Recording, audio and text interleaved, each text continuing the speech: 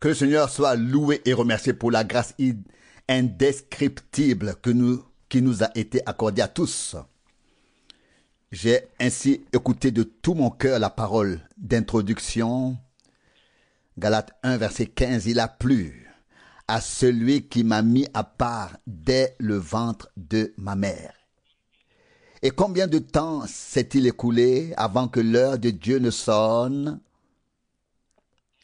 Mis à part, choisi, élu, désigné, mais il s'est écoulé tout un temps. Et soudain, l'heure de Dieu est venue. Et cela s'est produit.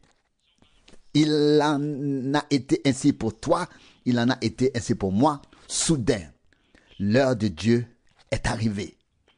Et nous n'avons pas pu nous empêcher de nous ouvrir à celui qui nous avait interpellés, d'écouter sa voix et de lui accorder notre foi. Hier, j'ai brièvement raconté mon voyage. Je suis à chaque fois reconnaissant à Dieu pour le plus grand des faits, à savoir qu'il nous a maintenus jusqu'à présent dans sa parole, dans la vérité, et qu'il nous maintiendra jusqu'à la fin. Le jour viendra où même les plus grandes bénédictions ne compteront pas. Cela aussi viendra, où les plus grandes bénédictions ne compteront pas. Des gens viendront et diront, Seigneur, nous avons fait en ton nom telle chose, telle autre chose et encore autre chose. Et le Seigneur dira, je ne vous connais pas. Tout ce qui est fait dans le royaume de Dieu, et nous le disons pas par critique, mais par une constatation qui fait mal à notre cœur, est en effet presque insaisissable. J'ai sous les yeux un article du magazine Time, daté du 22 avril, cela s'est passé à Pâques, en Amérique, à San Diego, sur la côte ouest, en dessous de Los Angeles, une ancienne actrice a fait de l'évangélisation pendant des années, s'est fait payer $180,000 par an, 40 000 par mois pour les frais, fait venir 4000 personnes des pentecôtistes. Tous écoutent attentivement et acclament, louent le Seigneur. Une chorale de plusieurs centaines de personnes chante encore à Pâques, il y a tout juste quelques jours, le chant Christ est ressuscité. Puis, elle prend congé et dit, maintenant je retourne sur mes pas. La voici représentée ici par cette photo. Et on se poserait la question, où est-ce que tout cela va aller? Il y a 4000 personnes présentes. Avant, elle était une Miss Californie et puis elle devient évangéliste. Tout le peuple afflue. 15 chaînes de télévision. Qui est plus stupide que les croyants? Pouvez-vous me le dire? Qui se laisse plus facilement séduire? Qui est aussi fidèle et croyant que ceux qui pensent servir le Seigneur? Et ils sont fidèles et croyants de manière insensée. Mais qu'est-ce que c'est? Les gens se sont détournés de la parole. Ils courent après des sensations. On met de l'ambiance. Les chœurs s'habillent. Les chorales s'habillent de manière uniforme. Cela fait impression. Et voilà que le rouble, en l'occurrence le dollar, se met à rouler. Et quand il y en a assez, on dit, voilà, maintenant je retourne à mes occupations. Que doit penser Dieu de tout cela? Les gens vivent comme s'il n'y avait pas de jugement, comme s'il n'y avait pas besoin de comparaître un jour devant le Seigneur. C'est inconcevable, vraiment inconcevable. Pour nous, nous mettons cet article de côté, en toute confiance, mais c'est justement sur la côte ouest de l'Amérique où Frère Branham et son ministère ont trouvé un écho particulier. Et c'est en effet la région croyante la plus richement dotée du monde entier. Il n'y a pas sur terre, dans un espace aussi restreint, des millions de croyants au plein évangile comme sur la côte ouest. Mais là, chacun peut faire ce qu'il veut. Chacun trouve des auditeurs, chacun trouve des adeptes. Et si l'on considère ensuite notre Seigneur, comme nous allons le lire, les gens ne voulaient pas l'entendre. Il n'avait rien autour de lui pour mettre de l'ambiance. Nous y reviendrons dans un instant. J'ai déjà exprimé ce qui m'émeut à nouveau de mon dernier voyage. La grâce indescriptible qui nous a été accordée d'aimer intimement, profondément et chaleureusement la parole de Dieu, d'avoir du respect pour sa parole et de la laisser telle qu'elle a été écrite sans l'interpréter. Et je crois que Dieu veut que tous ses croyants aient ce respect pour sa parole et pour lui. Mais à chaque fois, il faut se confronter à nouveau à des choses qui sont simplement portées au peuple. J'avais en effet décidé de tout laisser tomber. Je ne parle pas là de la prédication, mais de toutes les doctrines particulières et de m'occuper fondamentalement de ce que Dieu nous a transmis, nous a laissé. Mais pour aider les gens et répondre à leurs questions, il faut aller dans les saintes écritures. Et je ne préfère rien d'autre. Je ne préfère rien faire d'autre que ça. Je peux le dire avec un cœur sincère. Le train vers la parole de Dieu, la gratitude absolue pour cette écriture sainte est profondément ancrée dans mon âme. Dans mon âme. Où serions-nous? Comment pourrions-nous connaître la direction? Comment pourrions-nous discerner si nous n'avions pas la parole de Dieu? Le discernement ne se fait pas dans le vide. Toutes choses sont séparées par la parole de Dieu. Que quelqu'un veuille le savoir ou l'admettre ou non. Il n'y a qu'un seul discernement des esprits. Et cela vient ici par la parole de Dieu. Là, tous les esprits sont séparés de l'Esprit de Dieu. L'Esprit de Dieu est dans la parole de Dieu et tous les autres esprits sont dans toutes les autres paroles. Si l'on entendait des enseignements, oui, ainsi, ici, peut-être, oui, aussi ici, ils sont tous connus avec le prétendu retour du Seigneur et que Christ est déjà ici et que nous attendons seulement la transformation. Le sang du trône de la grâce est dans les 7 tonnerres et ainsi de suite. Lorsque l'on entend de telles choses qui contredisent absolument tout entendement, une nouvelle reconnaissance s'installe. Comme je l'ai dit, nous ne critiquons pas, nous ressentons seulement une responsabilité pour la parole de vérité. Paul avait un appel. Il ne pouvait pas s'en défaire. Avec cet appel, il avait une responsabilité devant Dieu pour le peuple de Dieu. Et nous pouvons, je crois, dire la même chose en toute modestie. Il y a quelques passages bibliques que j'ai notés et qui sont restés sur mon cœur dans la 3e épître de Jean. Nous lisons dès le début ceci. Jean 3, donc la 3e épître de Jean du verset 1. Moi, le vieillard, j'envoie mes salutations au bien-aimé Gaius, que j'aime sincèrement. Verset 2, bien-aimé, je souhaite que tu prospères à tout égard et sois en bonne santé, comme prospère l'état de ton âme. Verset 3. Car j'ai eu une grande joie quand des frères sont venus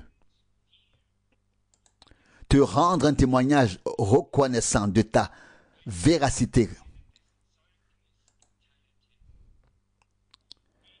de la manière dont tu marches dans la vérité. Verset 4. Je n'ai pas de plus grande joie que d'apprendre que mes enfants marchent dans la vérité. Il y a plusieurs sortes de joie, même dans le Seigneur. La joie du salut, de la guérison et des bénédictions, la joie sur joie. Et Paul dit dans Philippiens 4, 4, réjouissez-vous dans le Seigneur. En tout temps, je le dis encore une fois, réjouissez-vous. Mais ici, un homme de Dieu exprime encore plus. Il exprime la joie pour les choses durables, pour les choses éternelles. La joie pour la vérité, pour la véracité. La joie pour la parole de Dieu, pour la vérité. Je pense que cela devrait tous nous émouvoir. Il constate que l'âme de ce jeune homme se portait bien. Puis il entre dans le vif du sujet. Au verset 3, car j'ai eu une grande joie lorsque des frères sont venus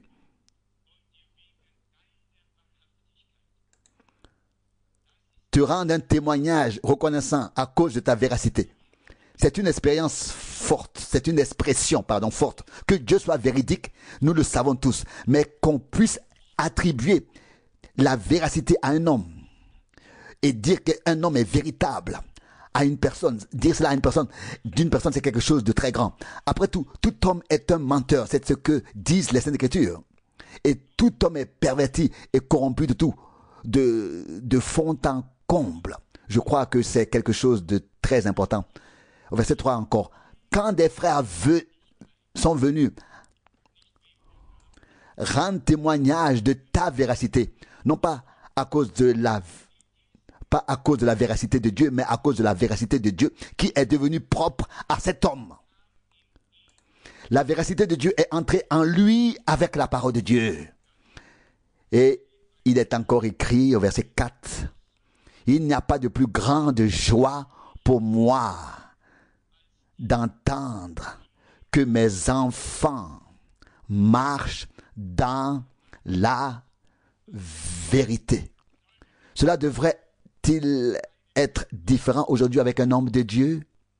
En quoi consiste notre joie lorsque nous voyons que le ministère n'a pas été vain et que la parole n'a pas été répandue ou semée en vain, mais qu'elle est entrée dans les cœurs, qu'elle a été reçue, qu'elle a produit la véracité de Dieu en nous et qu'elle a créé un lien avec Dieu qui restera pour l'éternité.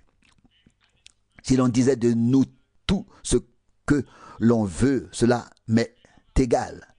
Mais si une seule pouvait être dite, à savoir que nous sommes restés dans la véracité de Dieu, que nous sommes restés dans la vérité de sa parole et que nous y marchons, que ce soit là notre joie et notre assurance. Dans 1 Jean au chapitre 5, la parole du véritable, du véridique est encore une fois écrite et mentionnée dans 1 Jean au chapitre 5. 1 Jean 5, verset 20. Peut-être pour faire le pont avec la véracité qui est dans un homme en qui Dieu a fait sa demeure. Verset 20. 1 Jean 5, verset 20. Or, nous savons que le Fils de Dieu est venu et qu'il nous a donné l'intelligence pour connaître le véritable. Et nous sommes dans le véritable, dans son Fils, Jésus-Christ. Celui-ci est le vrai Dieu et la vie éternelle. Si nous sommes en lui, alors nous avons reçu sa vie, sa véracité, sa parole en nous comme une possession permanente. Alors la substance divine est entrée en nous. Nous sommes devenus une partie intégrante. de ce que Dieu nous a promis et pas seulement de ce qu'il nous a et pas seulement de ce qu'il nous a promis, mais de ce qu'il nous a donné. Dieu n'a en effet pas fait de vaines promesses. S'il est dit ici, et nous sommes dans le véritable, alors nous sommes en lui. Et si nous sommes en lui, alors sa véracité est en nous. Nous devons accepter cela comme un fait divin. Et ne pas seulement penser que c'est écrit ici seulement. C'est écrit pour que nous sachions qu'il en est ainsi pour nous. Je le lis encore une fois, verset 20. Nous savons que le Fils de Dieu est venu et qu'il nous a donné l'intelligence afin que nous connaissions le véritable. Question 1. Avons-nous connu le véritable par la révélation de l'Esprit? Frère Schmitt a lu en introduction, Galates 1, verset 12, « Je n'ai pas reçu l'évangile des hommes, je ne l'ai pas appris par l'enseignement, mais je l'ai reçu par une révélation de Jésus-Christ. » Nous lisons ici, « Afin que nous connaissions le véritable. » L'avons-nous connu, lui, le véritable, par une révélation divine? Ça c'est numéro 1, nous disons Amen. Amen. Voici maintenant le numéro 2. Et nous sommes dans le véritable. Et à cela, nous disons aussi encore Amen. En son Fils Jésus-Christ. Amen. Celui-ci est le vrai Dieu et la vie éternelle. Là aussi, nous disons Amen. Dans la deuxième épître de Jean, 2 Jean, du verset 1 à 4, 2 Jean 1 à 4.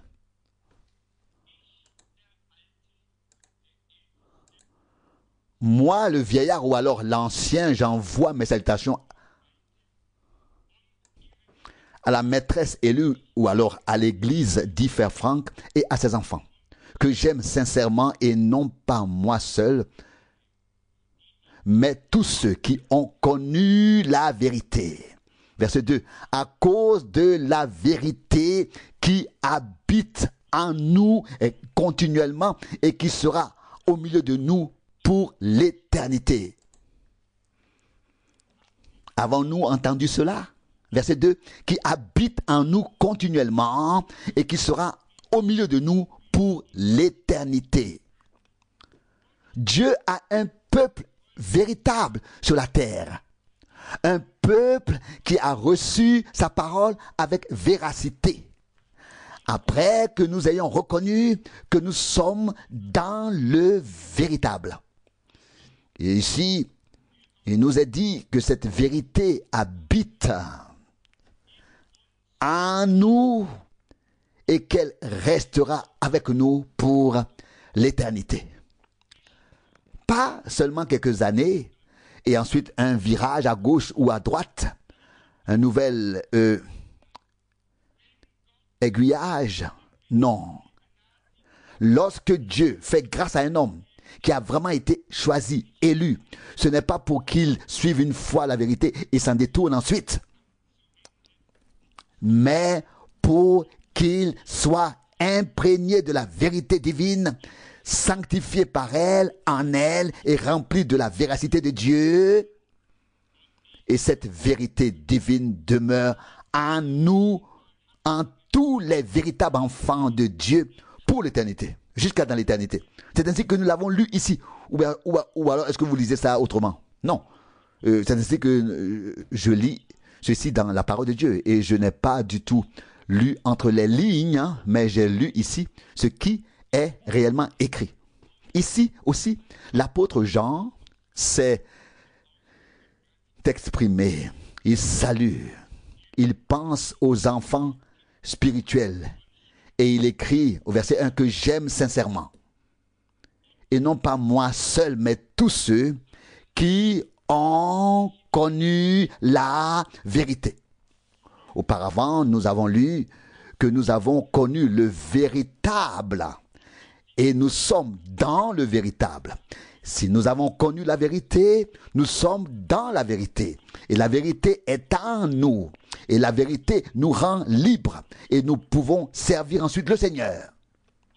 Verset 1, et pas seulement moi, mais tous ceux qui ont connu la vérité. La main sur le cœur. Avons-nous connu la vérité divine? Amen. Alors nous voulons aussi avoir un amen pour la deuxième partie et dire aussi qu'elle restera en nous de manière permanente. Car il continue. Ce n'est pas un point, il continue. À cause de la vérité qui habite en nous en permanence. En permanence. Non pas qui est une fois, puis qui n'est plus et qui tantôt vient, tantôt s'en va, mais à cause de la vérité, verset 2, qui habite en nous en permanence et qui sera au milieu de nous pour l'éternité. Alléluia. Gloire au Dieu vivant. Il peut y avoir des hauts et des bas, mais il y a des hauts et des bas avec la vérité, je vous le dis. La vérité de Dieu qui s'est emparée de nous, qui a pris possession de nous, est devenue une composante divine de notre vie divine. Et nous ne pouvons pas faire autrement. Nous sommes de la vérité, dans la vérité, pour la vérité. Et nous ne confessons pas par présomption, mais nous rendons gloire à Dieu.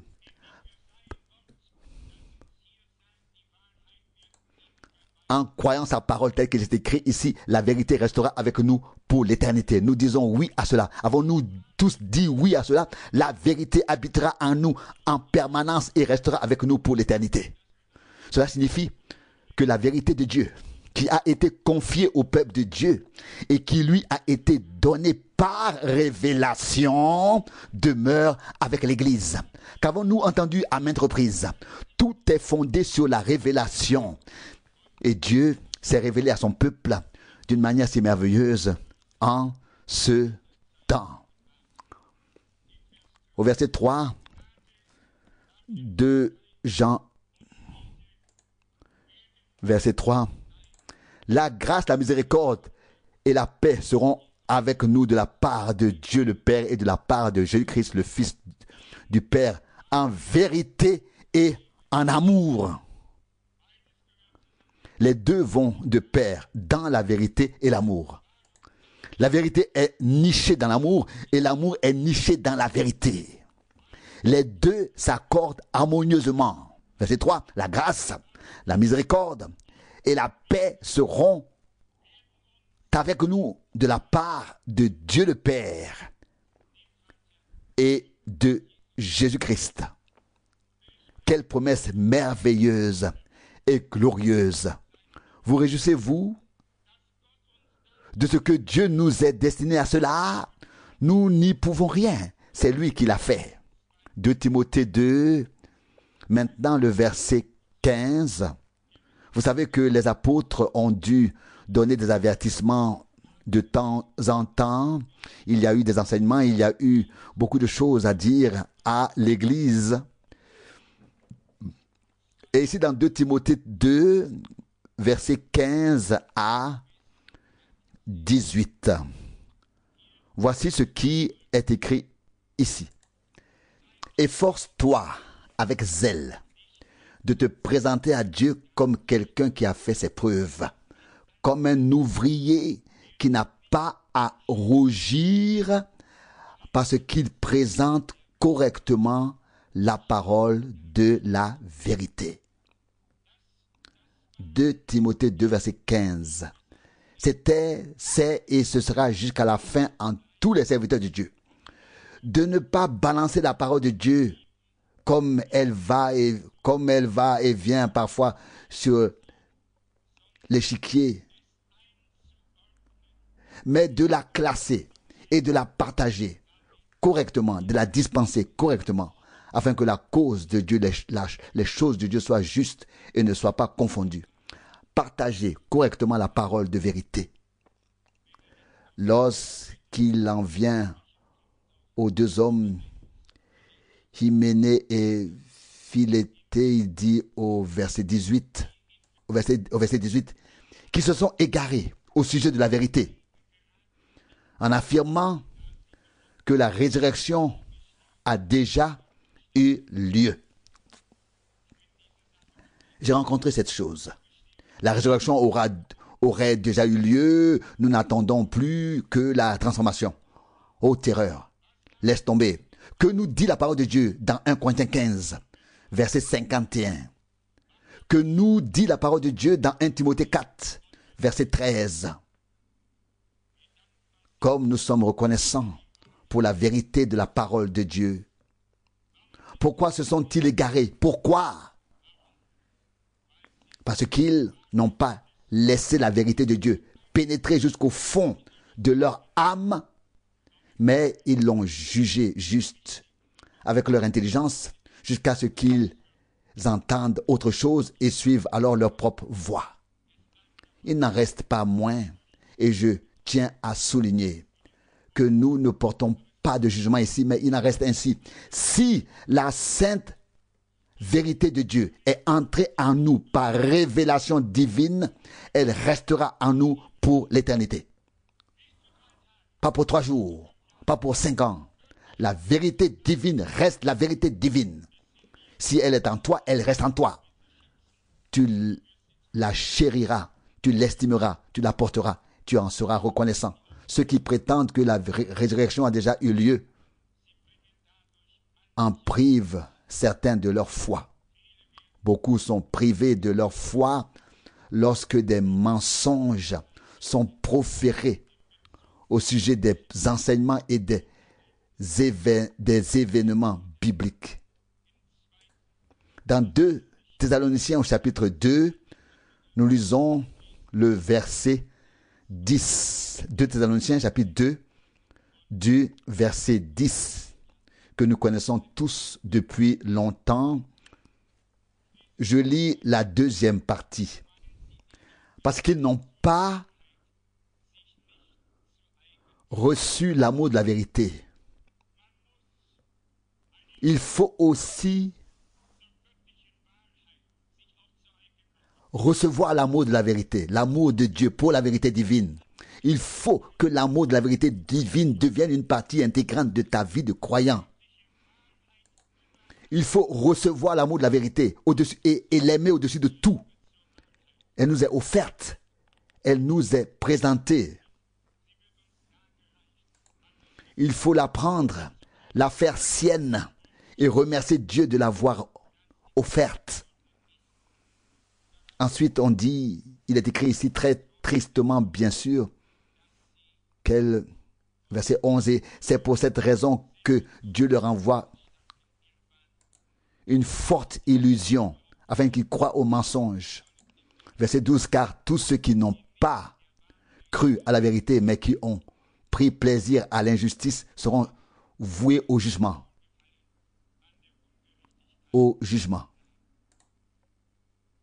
Puisse-t-il nous traverser aujourd'hui de part en part?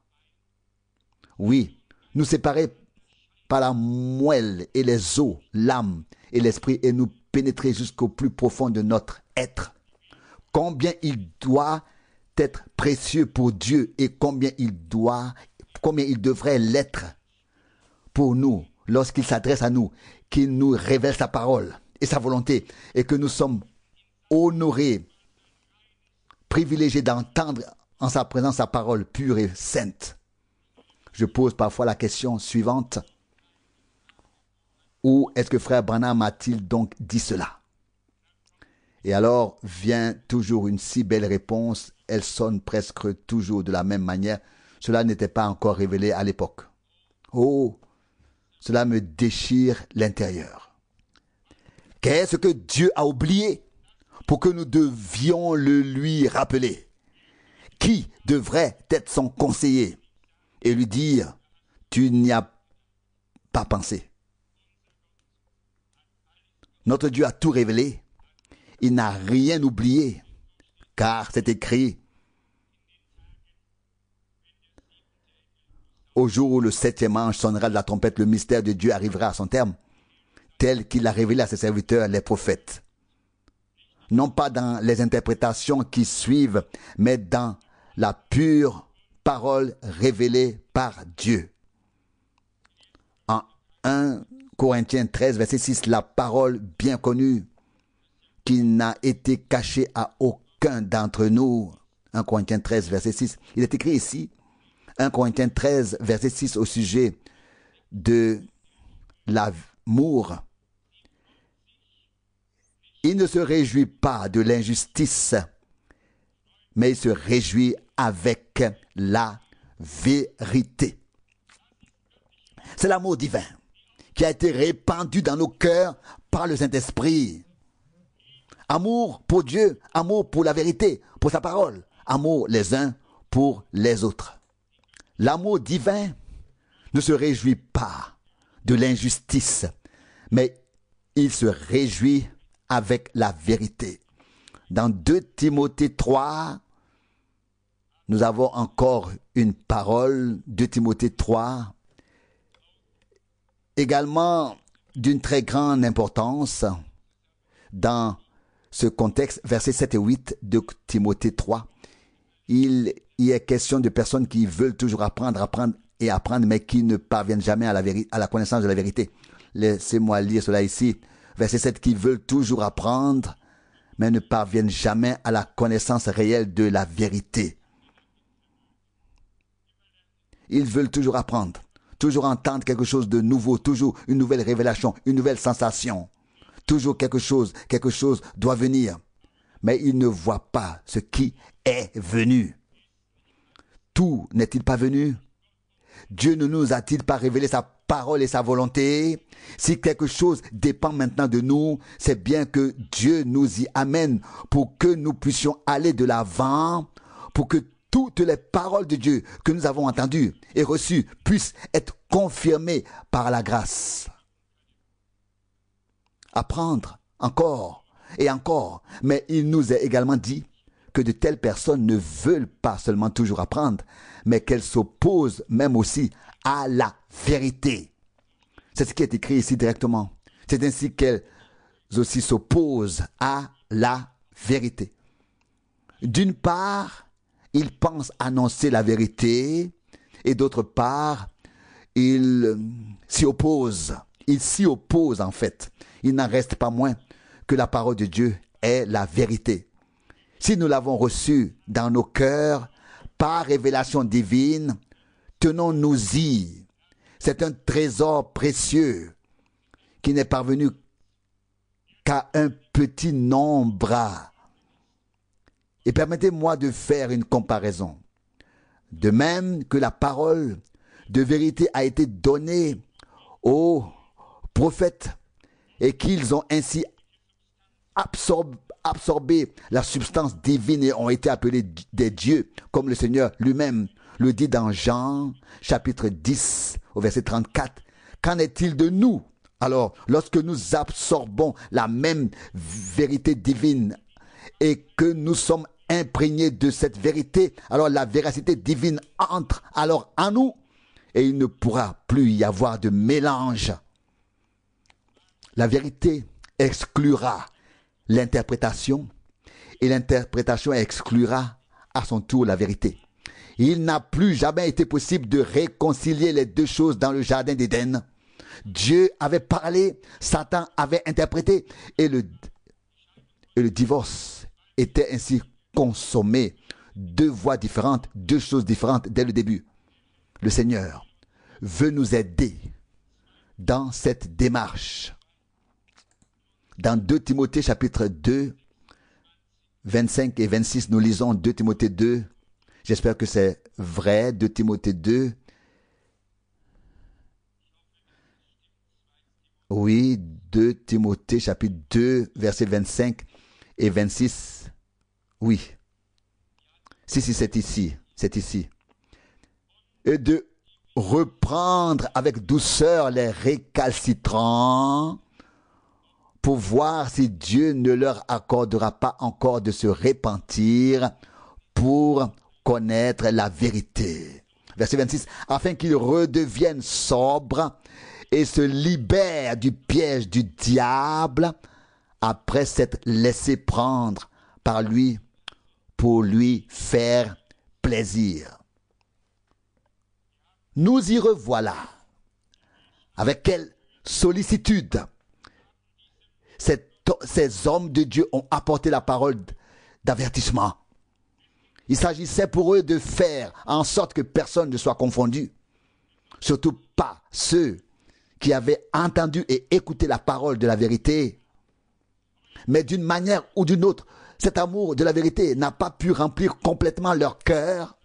Le lien ne s'est pas tout à fait établi. Et puis l'ennemi arrive, et comme nous l'avons lu ici, de sorte qu'ils redeviennent sobres.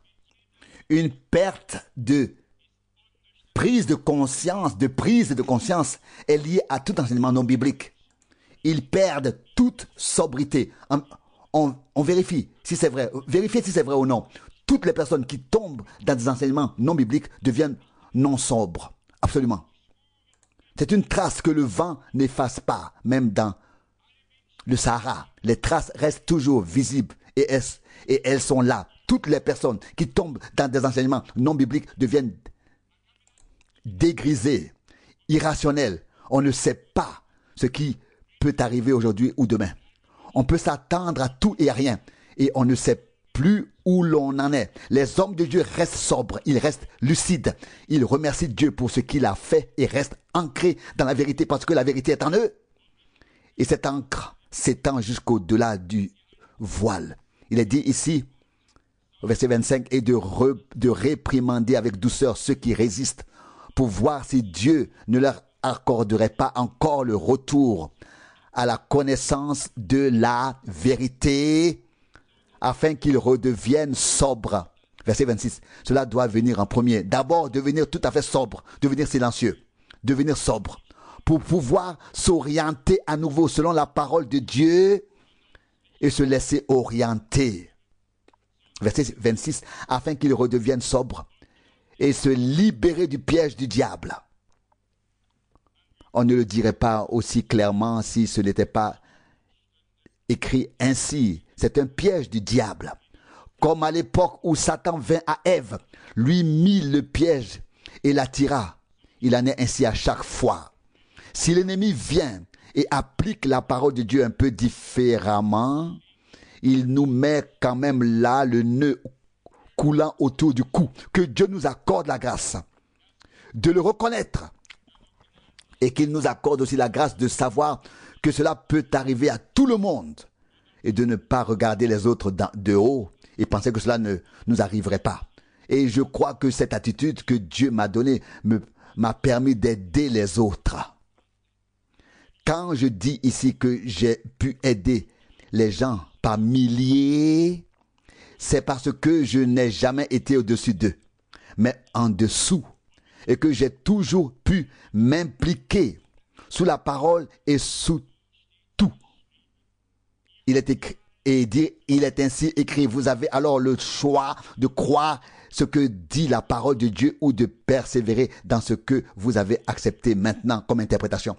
Nous devons parler aux gens avec douceur, dans l'espoir que Dieu leur accordera la grâce de se repentir et leur donnera la connaissance de la vérité, devenir sobre et se libérer par la sobriété de l'emprise du diable. Ce n'est pas facile. On est très très vite dans l'étau du diable, très rapide dans son piège. Ce n'est qu'un moment, juste un moment d'inconscience et on est pris. Mais ensuite d'en sortir, ce n'est pas un moment, ce n'est pas une heure. Cela peut durer des jours, des semaines, des mois. Cela peut durer des années. Oh, que Dieu veuille nous aider à devenir vigilants, sobres, à être continuellement sous la conduite du Saint-Esprit. Et je le répète encore une fois, elle sera toujours conforme à sa parole. La conduite de son esprit. Si des personnes à l'imagination pieuse viennent et dire l'Esprit de Dieu est l'Esprit, alors que l'Esprit de Dieu l'Esprit de Dieu doit alors me dire clairement où se trouve la parole de Dieu dont il doit être question à ce moment-là. Et alors, seulement la conversation continuera. Personne n'a besoin de dire les choses de Dieu par cœur. Il doit les dire en lisant ce qu'il dit, car tout est écrit ici. Après s'être laissé prendre par lui pour lui être agréable. Verset 26.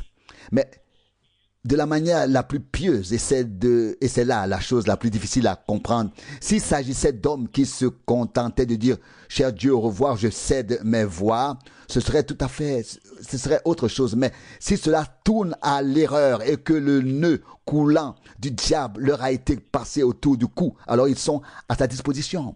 Mais sous la forme la plus pieuse, bien plus pieuse que ceux qui ne sont pas tombés dans le piège du diable. Et c'est là la grande difficulté. C'est pourquoi il est si difficile d'examiner la chose et d'y voir clair. Mais qu'est-ce que l'examen? Est-ce que j'ai un examinateur dans ma poche? Non, ici, c'est l'examen.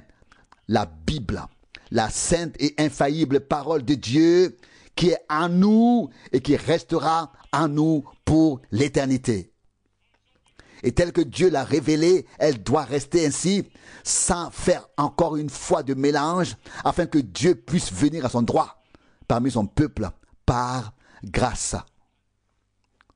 Le passage de Daniel 10, je n'ai même pas eu besoin de l'ouvrir lorsque Dieu le Seigneur s'est adressé au prophète, il a dit dans Daniel 10, verset 21, « Mais je vais t'annoncer ce qui est écrit dans le livre de la vérité. » Nous ne nous intéressons pas à autre chose, seulement à ce qui est écrit dans le livre de la vérité. Dieu est un Dieu de parole. Nous l'avons entendu 1000 fois, aussi bien qu'une fois. Et nous sommes reconnaissants que la parole soit entrée en nous. J'aimerais encore lire le passage de Jean, chapitre 8. Lorsque le Seigneur s'est adressé aux hommes autrefois, il y a toujours eu de la détresse sur la terre, pas seulement aujourd'hui, ou hier, ou à notre époque. Il y a toujours eu de la détresse sur la terre. Jean, chapitre 8, verset 45, et peut-être jusqu'au verset 47, il est dit ici, Jean 8, verset 45 d'abord, parce que je dis la vérité, vous ne me croyez pas. Verset 46. Qui d'entre vous peut m'accuser de péché? Si je dis la vérité, pourquoi ne me croyez-vous pas? Verset 47. Celui qui est de Dieu entend les paroles de Dieu.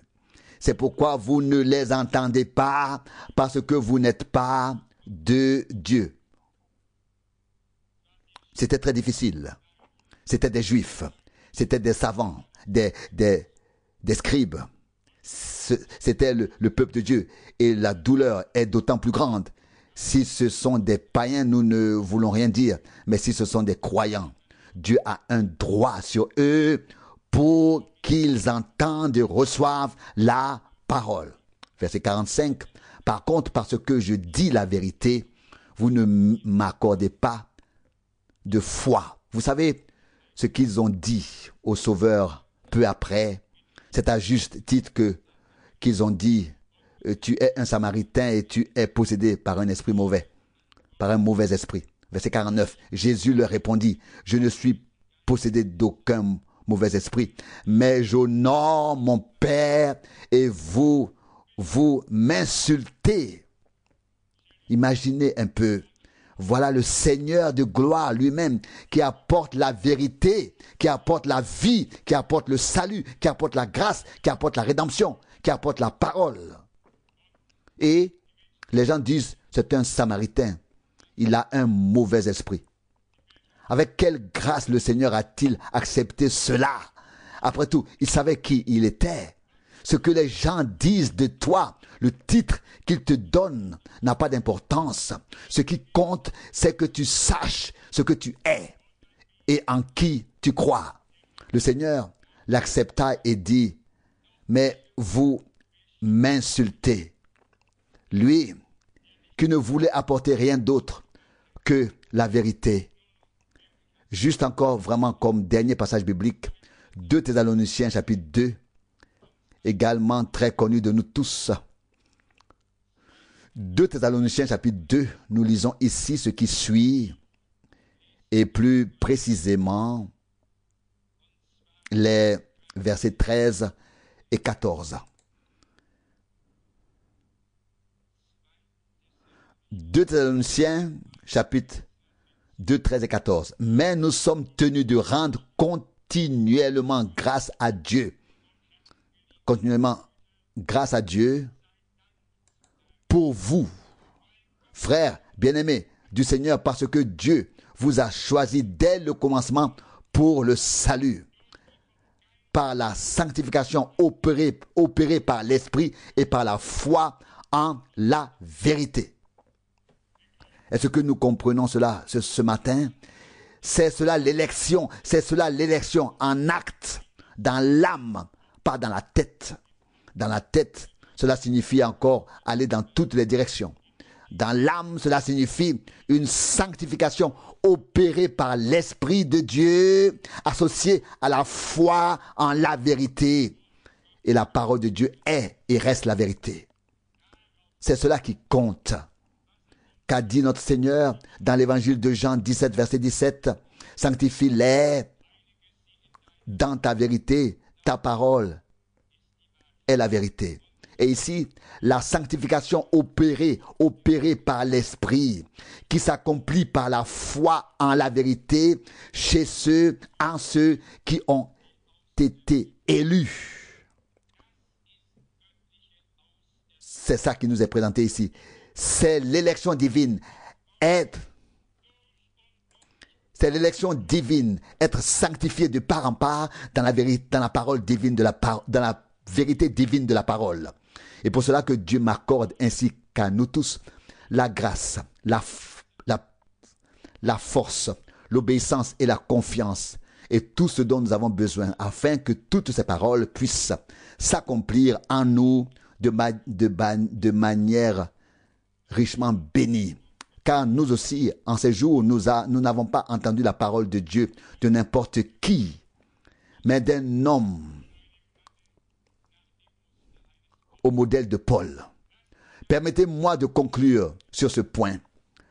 Lorsque frère Branham fut enlevé dans la gloire, c'est-à-dire lorsqu'il fut en extase et qu'il vit le paradis et la troupe vêtue de blanc, il a entendu en effet la réponse divine qui lui fut donnée, où il a dit « J'ai prêché le même évangile que celui de Paul. » Que celui que Paul a prêché. Et puis, cette réponse est tout de même venue de la foule immense. Nous nous reposons sur cela. Nous nous y reposons. On ne veut pas le dire, mais Paul l'a dit à l'époque. Si un autre évangile est annoncé, que celui qui l'annonce soit maudit.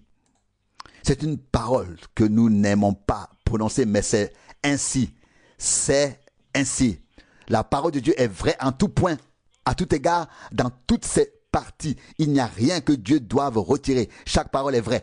Et si l'homme de Dieu dit, celui qui prêche un autre évangile, et que prêche-t-on aujourd'hui, oh mon Dieu, c'est inconcevable.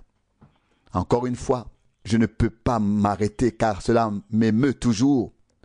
Peut-être que vous n'êtes pas touché par ces choses comme je le suis.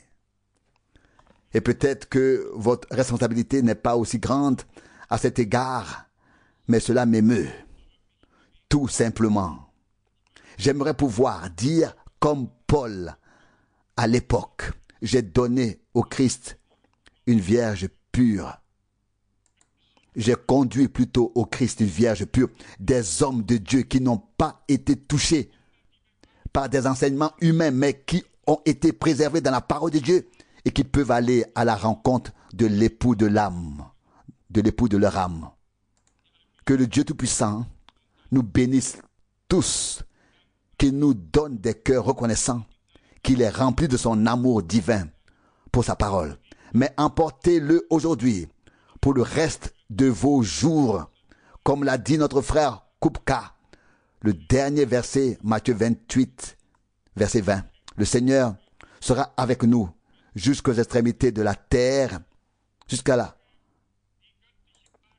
fin du monde, et que la vérité divine que nous avons été honorés de recevoir en nous jusqu'à la fin et au-delà de la fin demeure en nous pour l'éternité. Nous emportons avec nous la vérité divine du temps dans l'éternité. Vous pouvez compter là-dessus. Et là, nous rendrons grâce au Seigneur là-bas, à lui, le Tout-Puissant.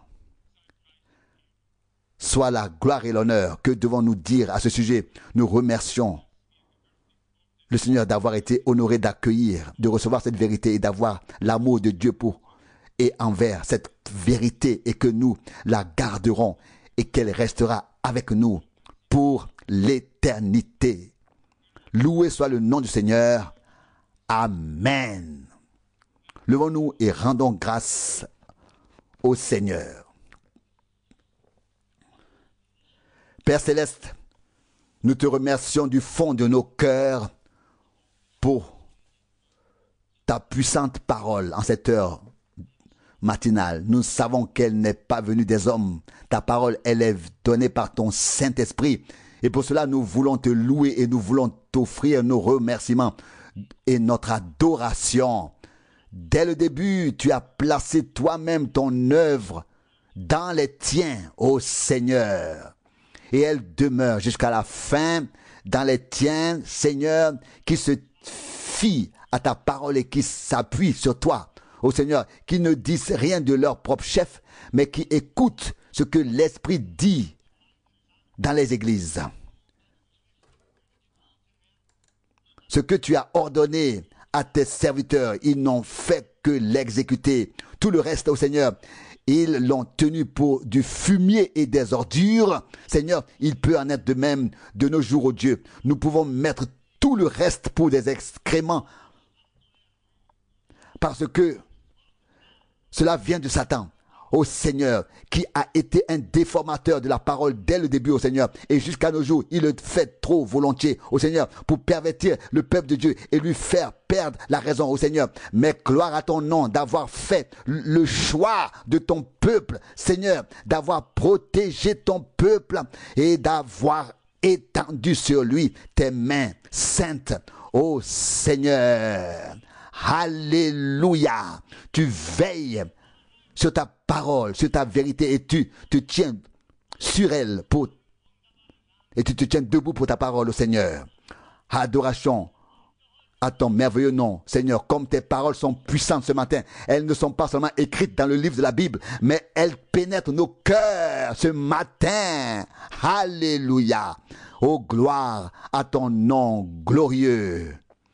Elle pénètre mon âme, mon cœur, elle pénètre mon corps, elle pénètre mon âme, ô Seigneur, parce qu'elle est ta vérité. Alléluia. Comme je peux être reconnaissant, comme c'est merveilleux. Comme je peux être reconnaissant au Seigneur et louer ton nom pour ces paroles gracieuses et de sagesse et de grâce. Alléluia. Ô Seigneur, ma prière est seulement que tu animes tous nos cœurs ce matin, ô Dieu. Que ton Esprit Saint s'empare de nos cœurs et qu'il s'empare de nos pensées afin qu'elles ne soient pas accaparées par l'ennemi, mais par toi, ô Seigneur, le Dieu vivant, vrai et fidèle. Que tout honneur, toute louange, toute gloire et toute adoration soient rendues à ton glorieux nom de Jésus. Amen.